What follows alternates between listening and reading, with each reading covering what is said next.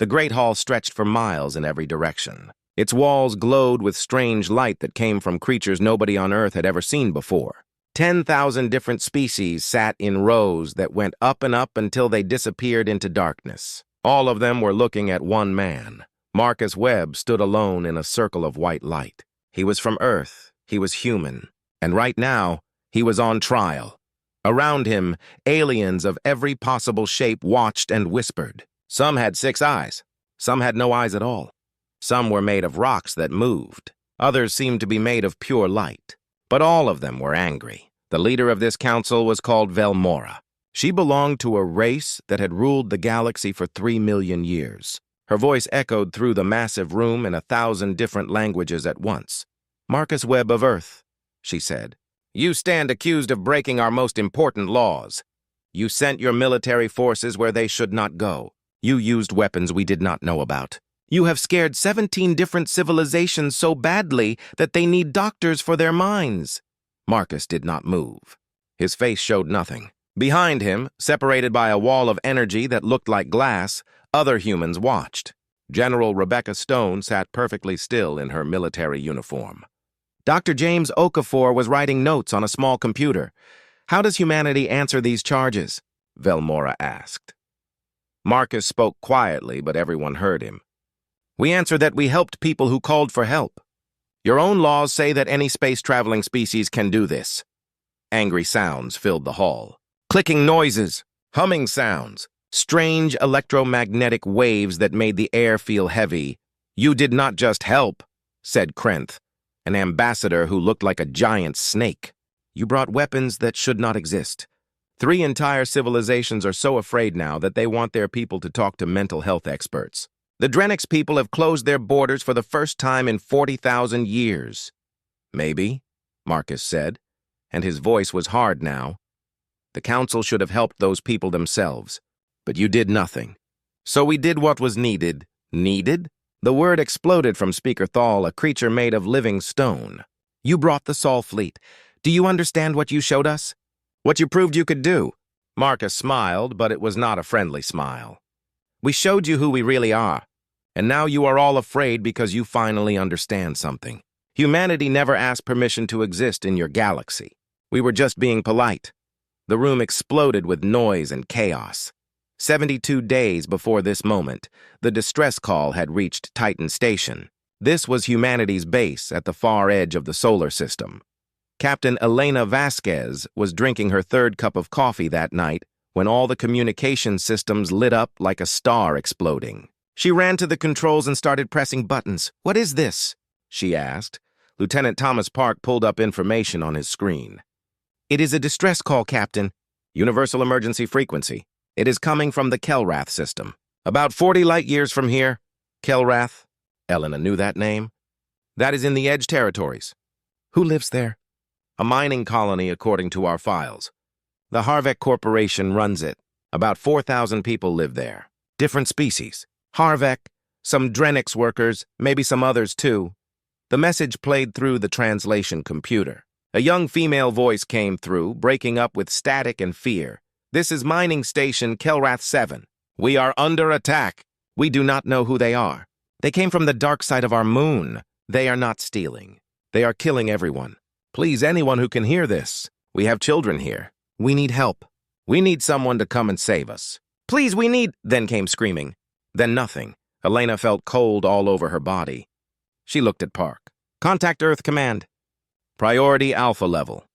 Captain, the rules say we should contact the Galactic Council first. The Council is 9 days away with their fastest ships. Contact Earth Command right now. In 3 hours." The message reached Geneva Station above Earth. Admiral Richard Cross stood in the war room looking at screens that showed the Kelrath system and the predicted attack patterns. "Has the Council been told?" he asked. "Yes, sir," said Commander Lisa Park. "They say they can be there in 8 to 10 days. "What is happening at the colony right now?" "All communication stopped 6 hours ago, sir." Richard stared at the display. 40 light-years away. 4,000 living, thinking beings, most of them already dead or dying, while the Council talked about procedures and protocols. "What are your orders, sir?" Lisa asked quietly. Richard had fought in 3 wars. He had seen terrible things, but he had also made a promise when he became the leader of Earth's military. That promise was to protect anyone who needed protection, not just humans. "Send the Sol Fleet," he said. "Full combat readiness." The room became completely silent. "Sir," Lisa said carefully, "the Sol Fleet has never left the inner solar system. If we show them what it can really do." 4,000 people are dying, Commander. "I do not care what the Council thinks about what we can do. Send the fleet." In the shipbuilding stations above Mars, something happened that aliens had never seen before. Ships that had been kept secret powered up their engines. The Valkyrie dreadnoughts, the Ghost stealth frigates, the Hammer assault carriers, and in the center of them all was the biggest ship humanity had ever built, the UES Retribution. It was 6 kilometers long and carried enough weapons to destroy a moon. Captain David Torres stood on the command bridge of the Retribution. His crew was getting ready to leave immediately. His second officer, Commander Amelia Rodriguez, came to him with a computer tablet. "All ships say they are ready, Captain. We have 147 ships total. Time to reach Kelrath system using our fastest engines is 18 hours. David nodded slowly. "Has the Council said anything?" "They have sent 3 formal complaints in the last hour. They are demanding that we stop and return home." "Understood. Ignore all of them." Amelia smiled, but there was no happiness in it. "Already doing that, sir." "Then let us show them what humanity does when someone asks for help." The Sol Fleet disappeared from normal space in a burst of compressed energy. They left behind only radiation that would make the Council's scientists recalculate everything they thought they knew about human technology for years. 18 hours to cross 40 light years. The fastest any galactic civilization had ever done, that distance was 7 days. Back in the Great Hall, Marcus Webb stood in his circle of light and waited. The Council argued and shouted and demanded answers, but he knew the truth that they were all slowly realizing. Humanity had been hiding, holding back, pretending to be less than they really were, and now that the truth was coming out, the galaxy would never be the same. High Arbiter Velmora raised her hand and the room slowly became quiet. "What happened at Kelrath?" she asked. "Tell us everything." Marcus looked up at her. "What happened at Kelrath is that humanity did what you should have done. We saved everyone we could save. We destroyed the enemy that you could not stop. And we did it all in less time than it takes your council to have a meeting." He paused and looked around the massive room. "You want to put us on trial for that? Fine. But while you are judging us, remember this. 50,000 beings died in your territory over the last 3 years because you decided helping them cost too much. We saved 347 people in 18 hours because we decided that every life matters. The silence was complete and absolute. So judge us, Marcus said, but know that the galaxy is watching. And they are asking themselves why they should trust a council that abandons the weak, when humanity will cross the stars to save strangers. The Kelrath system looked like a dying fire in the darkness of space. The mining station circled a gas giant whose rings sparkled with valuable metals. But the beautiful view was ruined by the wreckage of destroyed ships floating everywhere. Captain David Torres looked at the tactical screen as the Sol fleet appeared from their faster-than-light travel. What he saw made his jaw tighten with anger. "Scan complete, sir," reported Lieutenant Maya at the sensor station. "I am reading 73 hostile ships. Unknown design. They are surrounding the mining station. Sir, I am detecting life signs. They are weak, but they are there. Maybe 300 people still alive in the lower sections. What are the hostiles doing? They are not attacking anymore. They are just waiting." Commander Rodriguez moved next to David. "Waiting for what? For the survivors to run out of air or starve to death," David said quietly. "They disabled the life support systems. This is not a raid. They are making sure everyone dies slowly." "What kind of ships are those?" Rodriguez asked, pointing at the holographic display. The enemy vessels looked strange. They seemed almost alive, with black hulls that seemed to drink in all light. "Unknown, Commander. But I do not care what they are. Send a message on all frequencies. Use standard first contact protocol. Tell them to leave and let us rescue the survivors." The message was sent. For 3 long minutes, nothing happened. Then the hostile fleet opened fire, but not on the Sol fleet. On the mining station. David watched in horror as energy beams cut through what was left of the station's shields. A whole section exploded as air and bodies were blown into space. "That is enough," David said, his voice like ice. "All ships, you are free to engage. Target all hostile vessels. Fire when ready." The Battle of Kelrath lasted 7 minutes. The hostile fleet had terrorized the Edge territories for 6 months. They had destroyed 4 colonies and killed tens of thousands. The Galactic Council had tried to track them, but failed. They could not stop them.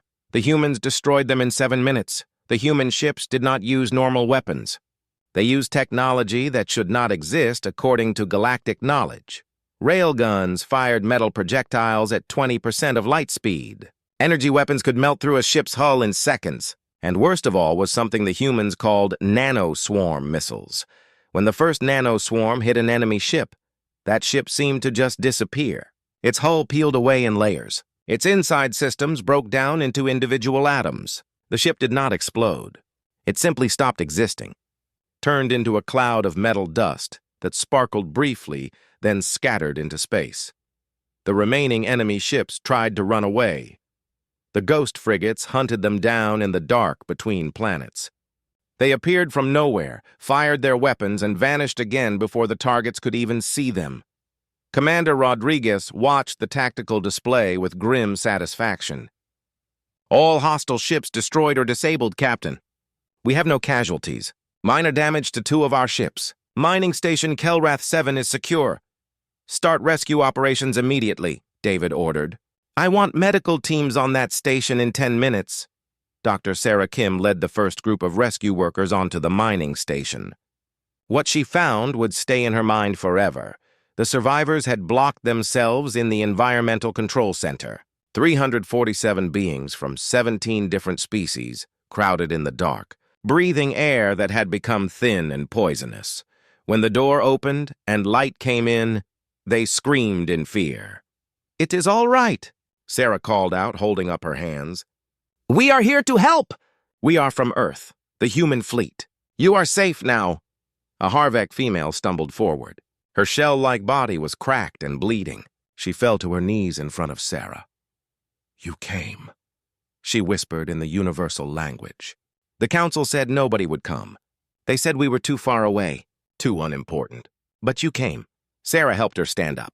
"Of course we came. You sent a distress call." "How?" asked Adrenix male. His silicon-based body had burn marks from weapons. "How did you get here so fast?" "The council said minimum 8 days. Sarah looked at her medical team. "We have fast ships." While the rescue work continued, Fleet Admiral Richard Cross arrived on the Retribution to oversee everything.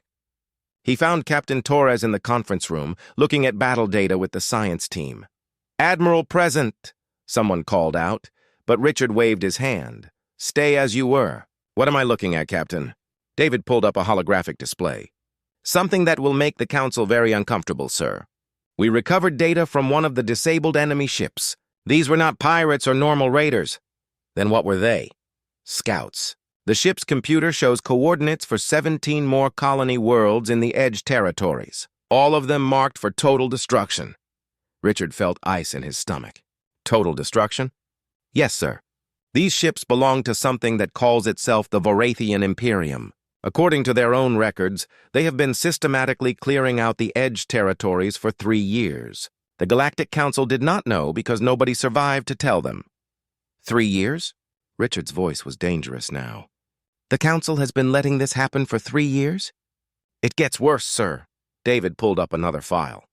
"We found communication records. 6 months ago, a colony ship managed to send a detailed report before being destroyed. The Council received it. They analyzed it. They decided that military action would cost too much. They chose to wait for the threat to go away on its own." The room went completely silent. "How many dead?" Richard asked quietly. "Best estimate?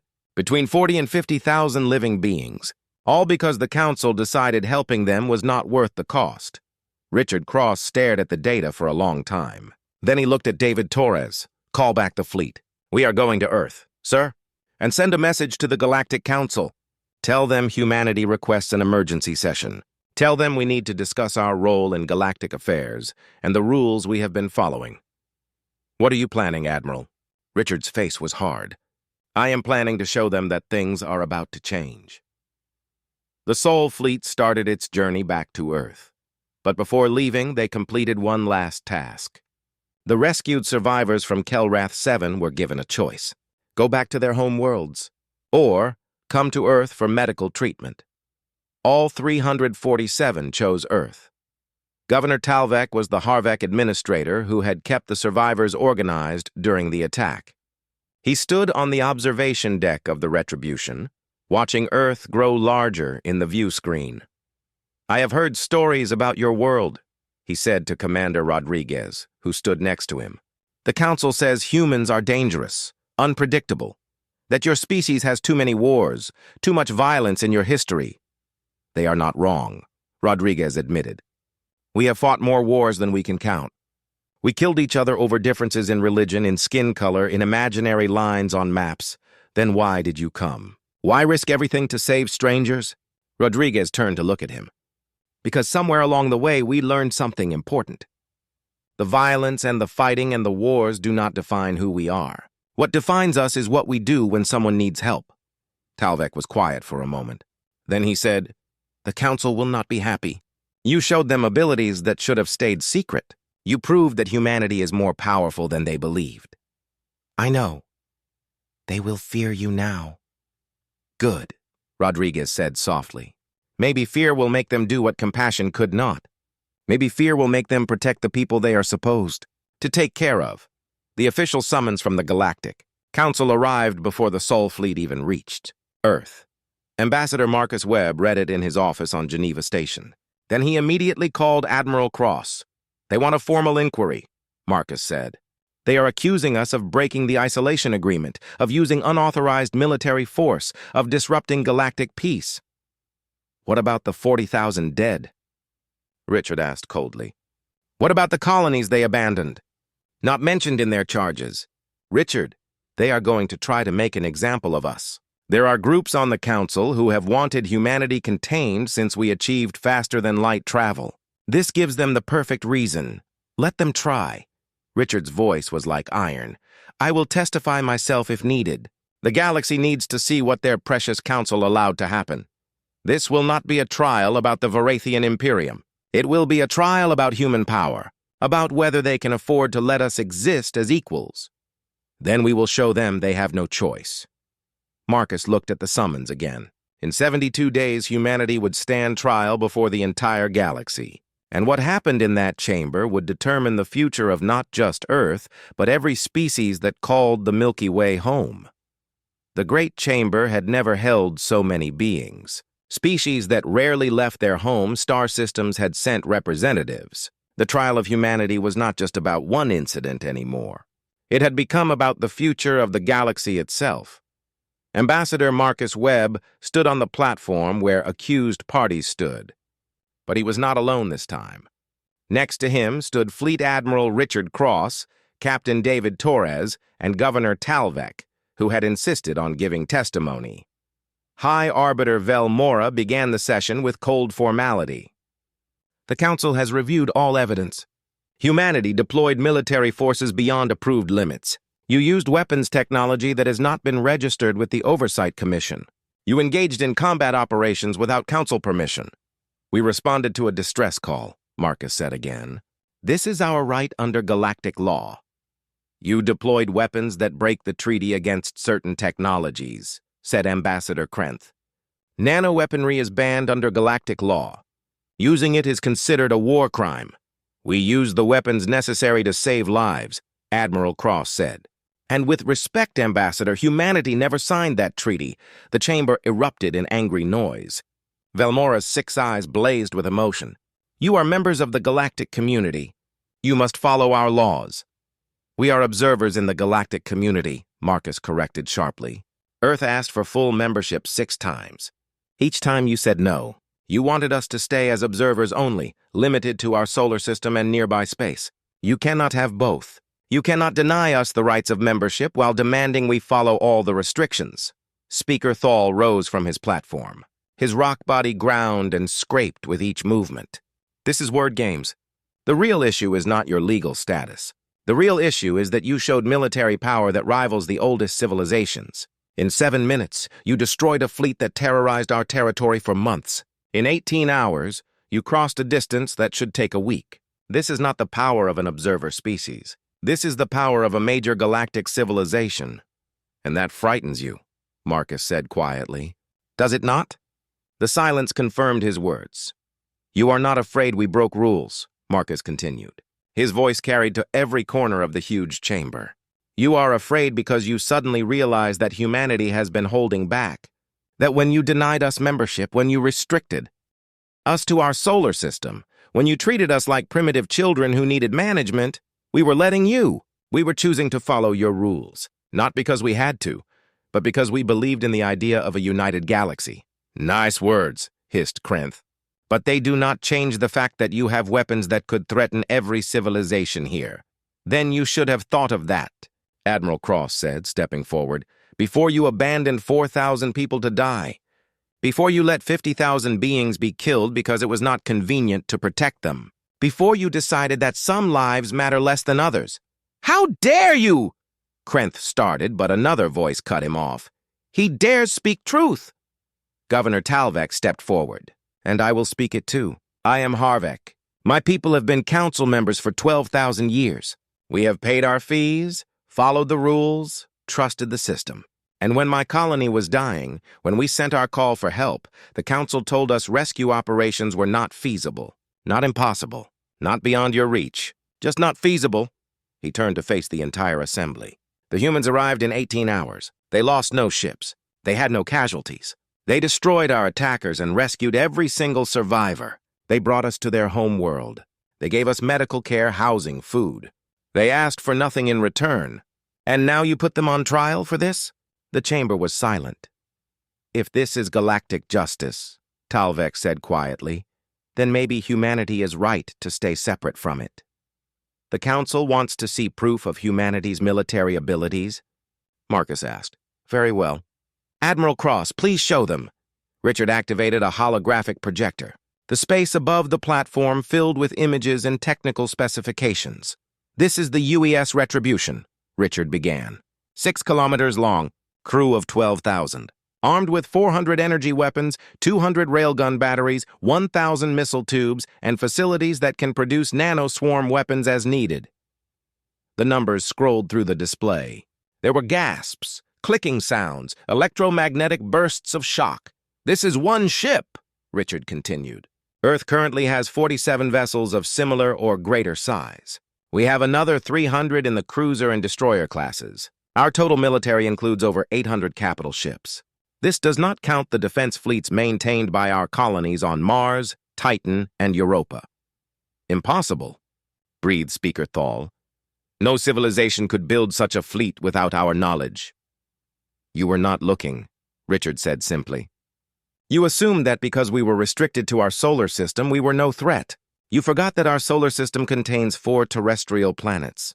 3 of them have human populations. Our asteroid belt has more industrial capacity than most star systems. Humanity has been at war with itself for 10,000 years. We only achieved global peace 60 years ago. We did not build this fleet to threaten you.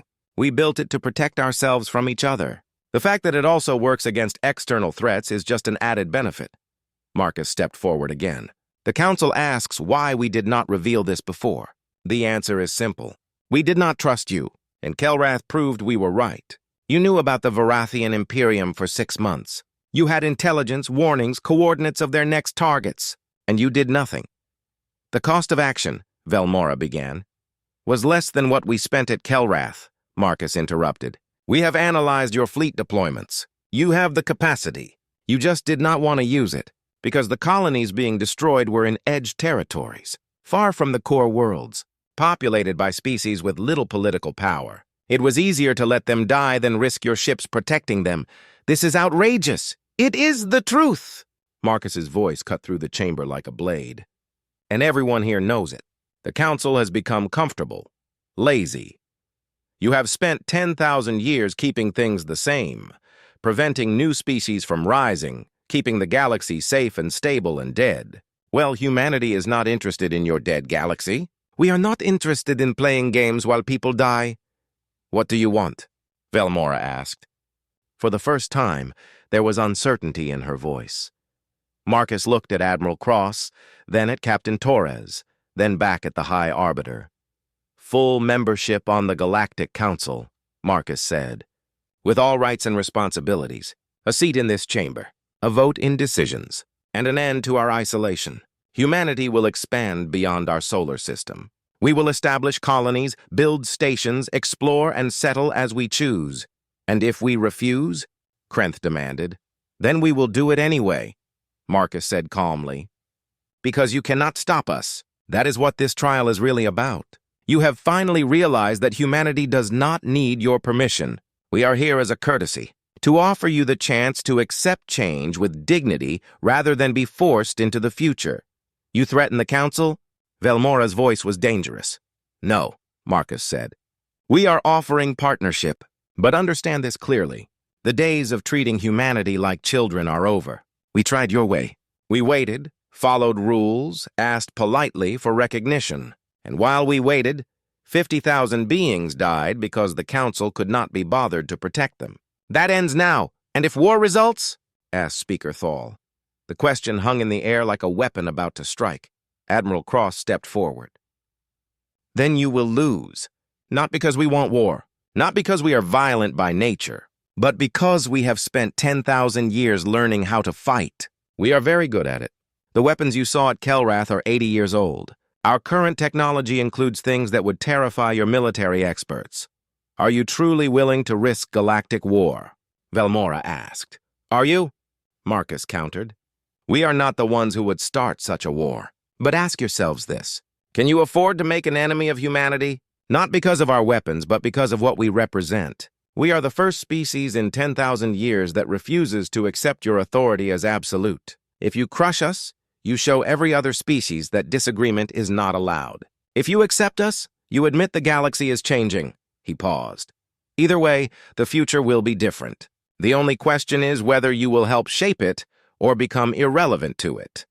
The debate continued for hours. Species chose sides and formed groups. The core world civilizations wanted humanity controlled. The Edge Territory species, inspired by Governor Talvek's words, argued for humanity's membership. The moderate groups tried to find compromise. Then an unexpected voice joined the discussion. Ambassador Lyranis of the Elysian Communion had been silent throughout the entire trial. Her species was ancient, almost as old as the Council itself. When she spoke, everyone listened. I have been listening with great interest, Lyranis said. Her form seemed to glow with inner light. And I find myself thinking about history. 10,000 years ago, the Galactic Council formed after the Cascadian Wars. 100 civilizations nearly destroyed everything. The Council was created to prevent such destruction from ever happening again. She turned her glowing form toward Marcus Webb. We succeeded. For 10,000 years, there has been peace. But we forgot the cost of that peace. We forgot that peace through stagnation is not real peace. It is just delayed conflict. The humans are correct. We have become lazy. We have allowed terrible things to happen because stopping them was inconvenient. We have prevented new species from rising because change frightens us. Ambassador Lyranis, Velmora said carefully, are you suggesting? I am suggesting that humanity's arrival is not a threat. It is an opportunity, a chance to remember what the Council was meant to be. Not maintainers of unchanging order, but protectors of all thinking life. Not rulers, but servants of galactic civilization. She paused, her light growing brighter.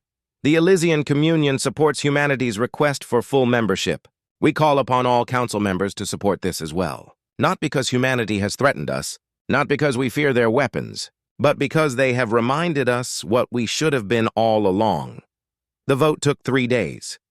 During that time, Marcus and his team stayed on Council Station, confined to human quarters and monitored constantly while the galaxy decided their fate. On the second day, Admiral Cross received an encrypted message from Earth. He read it twice, then called Marcus to his private office. We have a problem, Richard said. His face looked grim. What kind of problem? The kind that makes everything we said in that chamber look small. He activated a secure holographic display.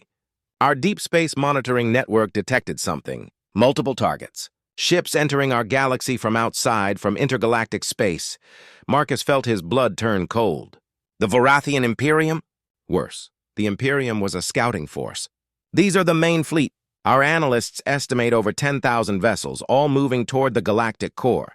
Their path will take them through 40 inhabited systems. When will they arrive? 6 months. Maybe less if they have better engines than we calculated. Marcus sat down heavily. Does the Council know? Not yet. But they will soon. Their monitoring systems are not as good as ours, but they will detect the fleet within a day or two. Can Earth's military handle this? Richard was silent for a moment. We could stop them. But it would require deploying everything.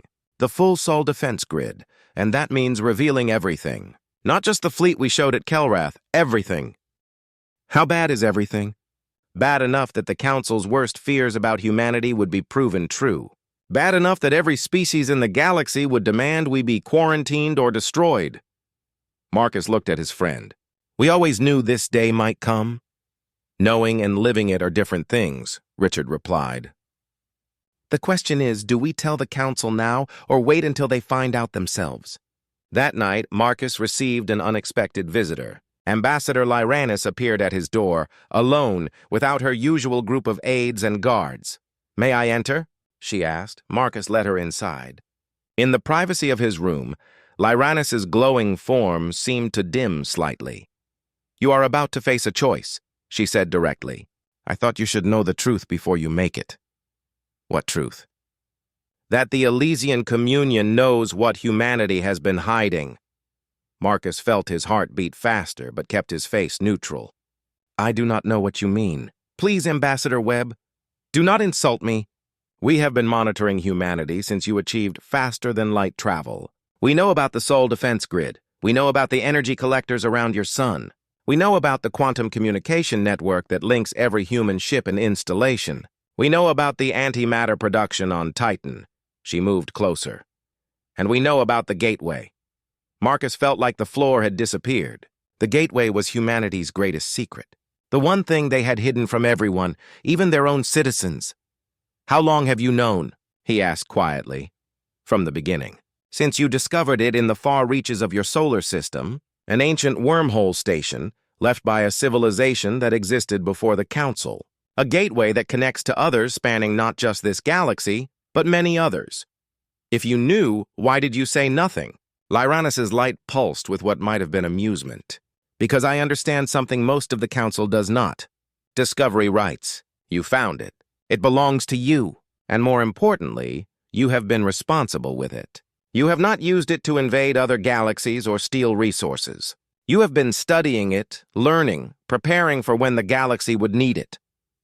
Why tell me this now? Because that day has arrived. The Varathian Imperium is not from this galaxy. They came through their own gateway, one they discovered long ago. They have been using it to conquer galaxy after galaxy, destroying civilizations and moving on. They are not a threat to one species or even one sector. They threaten all thinking life in this region of space. Marcus processed this quickly. The Council does not know about gateways? The Council has forgotten more than most species ever learn. Yes, gateways exist. Yes, they are ancient. But their locations were lost thousands of years ago. The technology to use them was lost even longer ago. We, the Elysian Communion, are one of the few species that kept the knowledge. And now, apparently, so is humanity. What are you asking me to do? Tell the truth, all of it. Not because you must, but because it is the only way to unite the galaxy against what is coming. The Council will discover the Varathian main fleet soon. When they do, there will be panic. Chaos. Many species will run rather than fight. The core worlds will argue for defensive retreat, abandoning outer regions to save themselves. She floated closer. But if humanity reveals its true capabilities, if you show them the gateway and offer to use it as both weapon and shield, you can unite the galaxy in a way it has not been united in 10,000 years. Not through fear of the Council, but through hope of survival. And the price? Complete exposure. Every secret. Every weapon, every capability. You will go from being unknown to being the most watched species in galactic history. Some will worship you, others will fear you, many will hate you. But you will be the force that saves billions of lives." Marcus was silent for a long time. Then he said, "I need to talk with my government." "Of course." But Ambassador Webb decided quickly. "The council meets tomorrow to vote on your membership. If you are going to reveal the truth, that is the moment." Marcus contacted Earth through the quantum communication network. The conversation was brief and decisive. President Julia Martinez appeared as a hologram, surrounded by her advisors and military leaders. She listened to Marcus's report without interruption. When he finished, she was silent for 10 seconds that felt like forever. "Recommendations?" she asked. "We tell them everything," Marcus said. "Not because Lyranis asked, but because it is right. The gateway is not just ours. It could save the entire galaxy. We have been holding it secret out of fear. But fear is what caused the Council to abandon the Edge colonies. If we demand better from them, we must be better ourselves." "Admiral Cross, your thoughts?" Richard stepped into view. "Militarily, it is a risk. Once they know everything, we lose the advantage of surprise. But strategically, revealing the gateway could prevent the Galactic Alliance from falling apart. If species think we have a way to fight the Varathians effectively, they will stay and fight instead of running. And we will need every ship we can get," Dr. James Okafor spoke up. "Scientifically, sharing gateway technology could advance galactic civilization by centuries. What we have learned from studying it, the faster communication methods, the quantum principles, the power generation that makes fusion look primitive. This could change everything for every species." President Martinez looked at her advisors. "This moment will define humanity's place in the galaxy for the next 1,000 years. We can be safe, reveal only what we must, keep our secrets. Or we can take the leap that civilizations before us were too afraid to take." She paused. "I say we leap. Ambassador Webb, you have permission to reveal everything. Show them who we are. Show them what we have been preparing. And show them that humanity does not just fight to survive. We fight for a future worth living." The next day, the chamber convened for the final vote. High Arbiter Velmora prepared to announce the decision on humanity's membership request. Before she could speak, Marcus activated an emergency protocol that sent a priority message to every representative at once. "Before the vote," Marcus said, "humanity wishes to present additional testimony that concerns the security of the entire galaxy." "This is irregular," Velmora protested. "The evidence phase has concluded. You are about to discover an invasion fleet from outside the galaxy," Marcus interrupted. 10,000 ships, currently 6 months from the first inhabited systems. The Varathian Imperium Man Battle Group. We have known about it for 3 days. We have known about the threat for longer. And we have been preparing since before we made first contact." The chamber erupted in chaos. Alarms started sounding as council sensors finally detected what human systems had found days before. Marcus waited for silence, then activated his display. "What you see is the sole defense grid, not the fleet from Kelrath. The real defense network." The hologram expanded, showing the entire solar system. Around the sun, structures of impossible scale. Weapon platforms throughout the asteroid belt, each able to destroy a capital ship. Ships hidden in the outer system, powered down, waiting.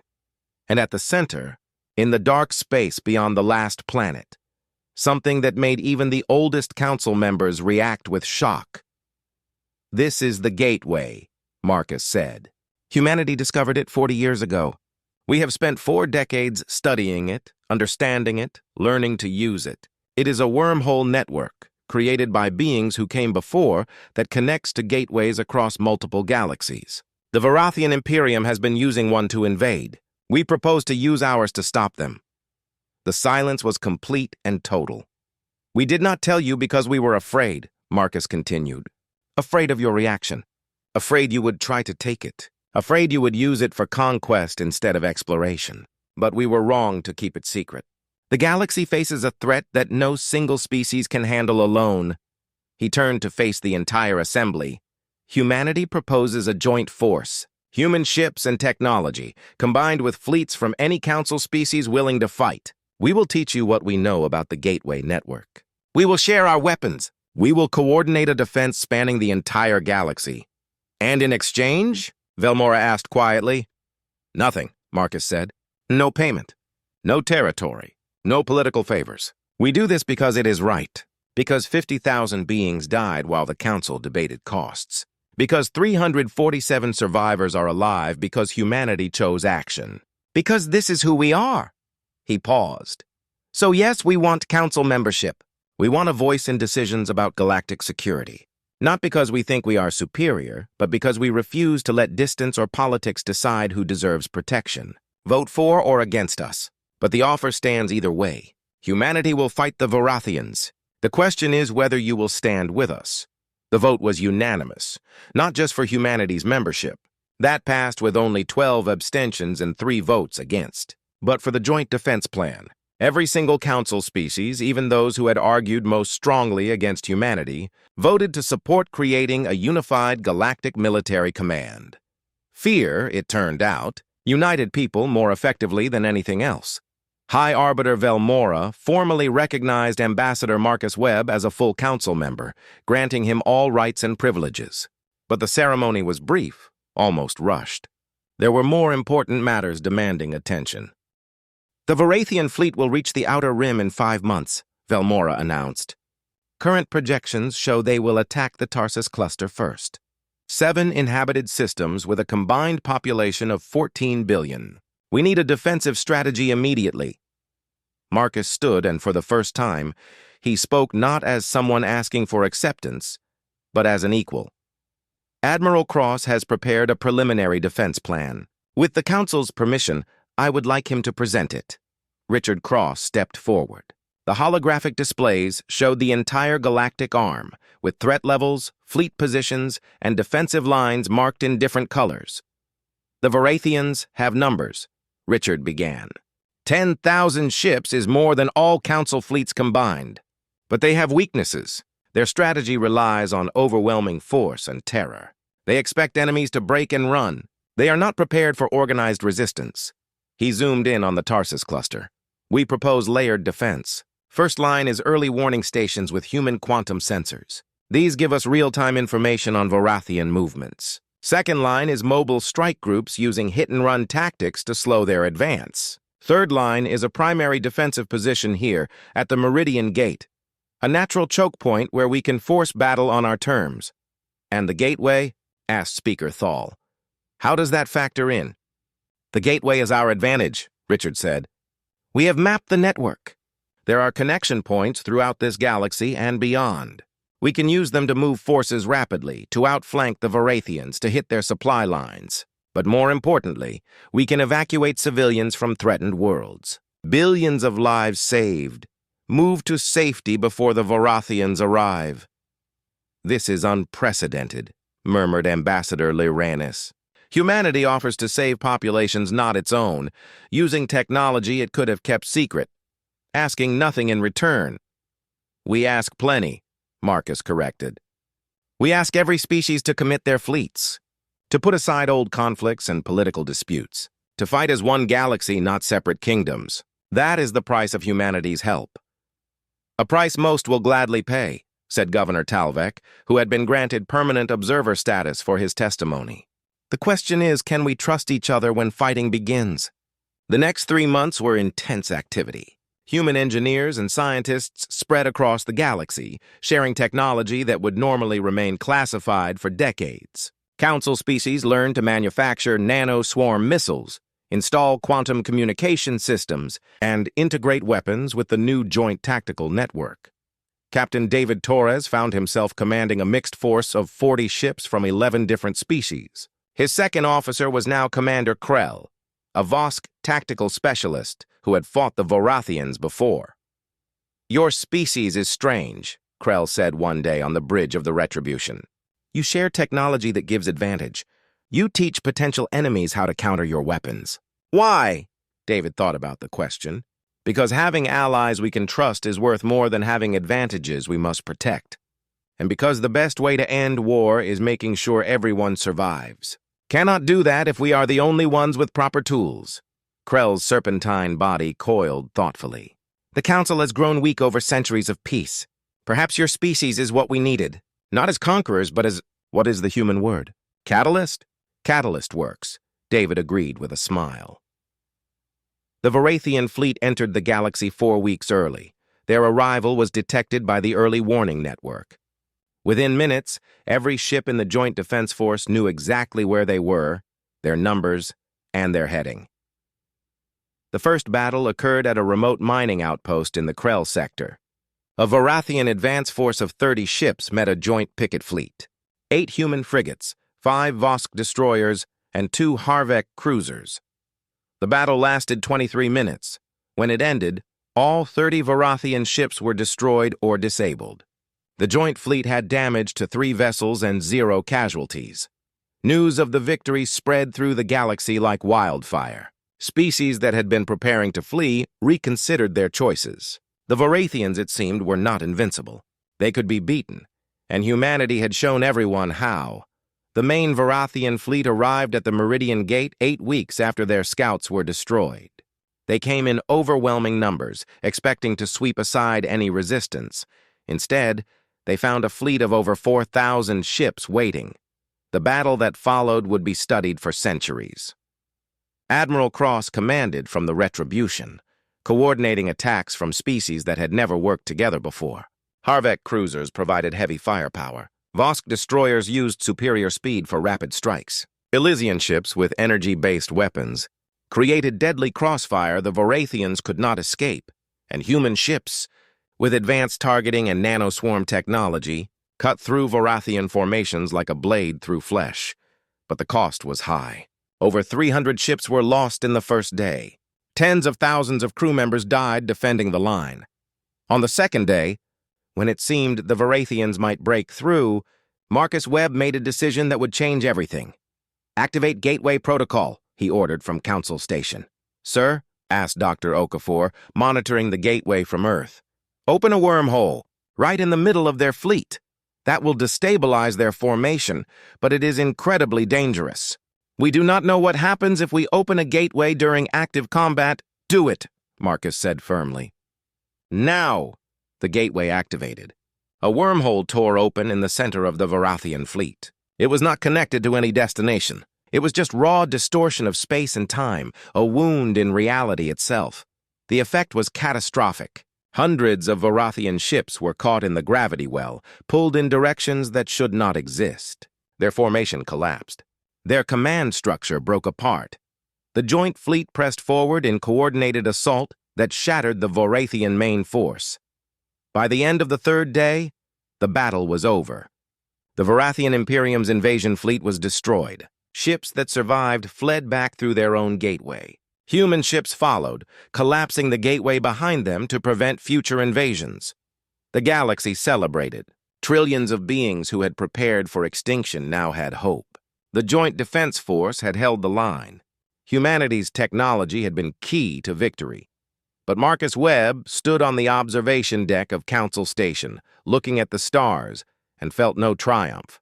"Only exhaustion. You are not celebrating," said Ambassador Loranes, joining him. 30,000 dead, Marcus said quietly. "That is the cost of our victory. 30,000 who will not go home. 30,000 who saved 14 billion, Loranes replied gently. "That is the burden of command.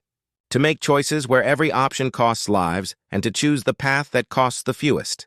Does it ever get easier? No, but it becomes familiar." They stood in silence, watching memorial services broadcast across the galaxy. Every species honoring their dead in their own ways. Humans lighting candles, Vosk performing ritual movements, Harvek creating monuments of living crystal. "What happens now?" Marcus asked. "We have changed everything. The Council will never be the same. The galaxy will never be the same. That was always inevitable," Loranes said. "Humanity's arrival was not accident. The gateway chose to reveal itself to you. Perhaps because you were ready. Perhaps because the galaxy needed someone to shake it from comfort. Either way, the old order is gone. What comes next will be shaped by every species, working together, or falling apart," Marcus pointed out. "Perhaps. But for the first time in 10,000 years, the galaxy has choice. That is your gift to us, Ambassador Webb, not your weapons or your technology or your courage. Your gift is reminding us that we have power to choose our own future."